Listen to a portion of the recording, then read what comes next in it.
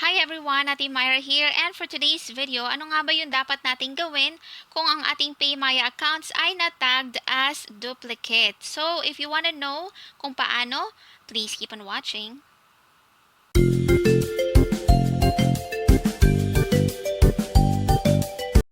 Hi guys, bago tayo magsimula, gusto ko lang i-share ito from Paymaya. Sabi, each person can only register one Paymaya account.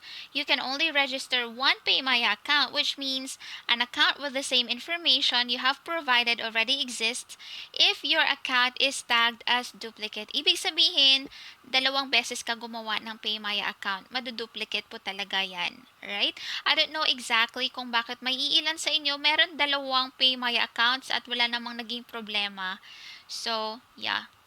Anyway, gusto kong i-share ito sa inyo guys. Sabi dito, kaya ko pala dinelete yung Paymaya ko dahil di ko ma-upgrade dahil sa issue na duplicate. So, ang rason, nakagawa na kasi siya ng dating Paymaya account pero nakalimutan niya daw yung kanyang account info. So, ang nangyari, gumawa siya ulit ng bago. Di na niya ma-upgrade. Tapos, gumawa ulit siya ng bagong Paymaya account. So, ang nangyari, hindi lang duplicate guys, triplicate pa. Right? So, few days after, nag-message ulit siya. Sabi niya dito, Ate Myra, activate na po at na-upgrade na po yung Paymaya ko now lang.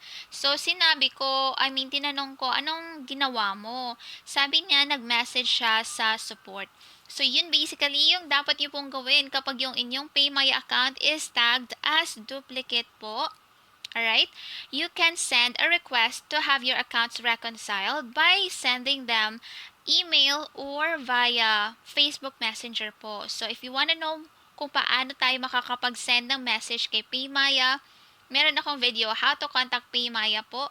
So, pwede nyo po silang i-contact via email tsaka Facebook Messenger. Nasa video po na.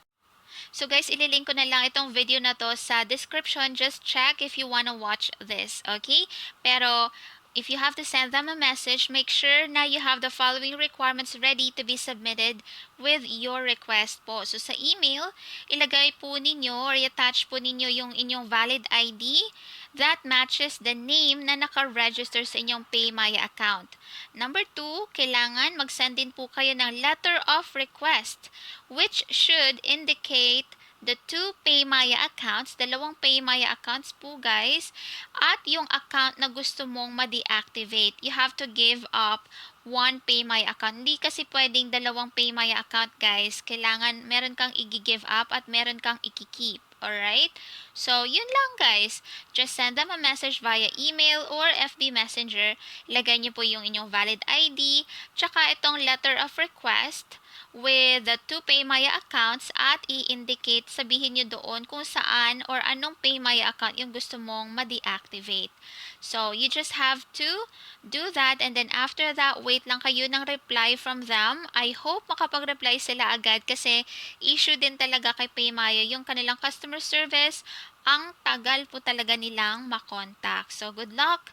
I hope nakatulong ang video na to guys. Thank you so much for watching. Subscribe kung hindi ka pa nakapag-subscribe. And I will see you next time. Stay safe. Have a great day. Bye for now.